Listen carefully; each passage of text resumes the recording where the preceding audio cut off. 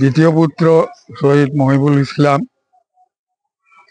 9/2/2007 Manipur assembly election লৈ ঘূৰি অহাৰ সময়তে অখৰুল ডিষ্ট্ৰিক্টত উগ্ৰপন্থীৰ লগত সংঘৰ্ষ হোৱাত তেওঁ শ্বহীদ হৈছিল আৰু শ্বহীদ হোৱাৰ পিছতে তেওঁৰ স্মৃতি হকে মই নিজৰ পইচাৰে স্কুলৰ ওচৰত ভেলাখামাৰ ছোৱালী বিদ্যালয়ৰ ওচৰতে শ্বহীদ বেদী স্থাপন কৰোঁ আৰু 15 আগষ্ট, 26 জানুৱাৰী আৰু 21 অক্টোবৰত মই প্ৰত্যেক বছৰে এইটো পালন কৰোঁ। ইয়াত যি অপৰিচ্ছন্নতা থাকে তাক চাফা কৰি ইয়াতে পতাকা উত্তোলন কৰা হয় আৰু মোৰ ল'ৰাৰ মনত পৰাৰ কাৰণে ইয়াতে শ্ৰদ্ধাঞ্জলি জনাম আৰু মই জীয়াই থকা পৰ্যন্ত আমি স্বামী স্ত্ৰী দুয়ো এই কাম কৰিয়ে থাকিম আৰু আমি নোহোৱাৰ পিছত চৰকাৰে কি ব্যৱস্থা লয় এইটো চৰকাৰৰ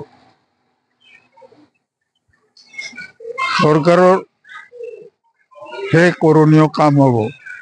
গতিকে মোৰ ল'ৰা শহীদ মহিবুল ইছলামৰ স্মৃতি হকে আমি নোহোৱা হোৱাৰ পিছতো যাতে ইয়াতে 15 আগষ্ট, 26 জানুৱাৰীত শহীদৰ স্মৃতি হকে পালন কৰা হয়। ইয়ে মোৰ চৰকাৰৰ ওচৰত আবেদন নিবেদন। নিজে বনাইছো, ইয়াত চৰকাৰৰ পৰা কোনো অনুদান আজিলৈ পোৱা নাই।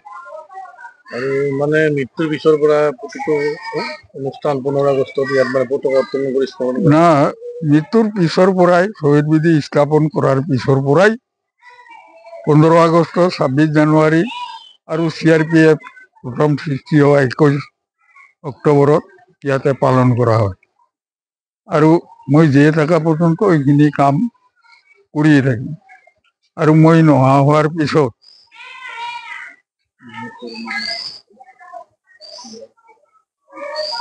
চৰকাৰ তৰফৰ পৰা কি ব্যৱস্থা লয়। যেহেতু আপোনাৰ ল'ৰা শহীদ হৈছে, সময়ে সময়ে নিশ্চয় মনত পৰাটো স্বাভাৱিক। না, সময় সময় পৰে, নপৰা নহয়। আৰু এতিয়া পৰম্পৰা প্ৰত্যেক মানুহৰে পৰে, কিন্তু মোৰ ল'ৰা যদিও শ্বহীদ হৈছে আজি নাই, দেশৰ কাৰণে শ্বহীদ হোৱাৰ কাৰণে মোৰ এটা গৌৰৱ অন্তৰত অনুভৱ কৰোঁ।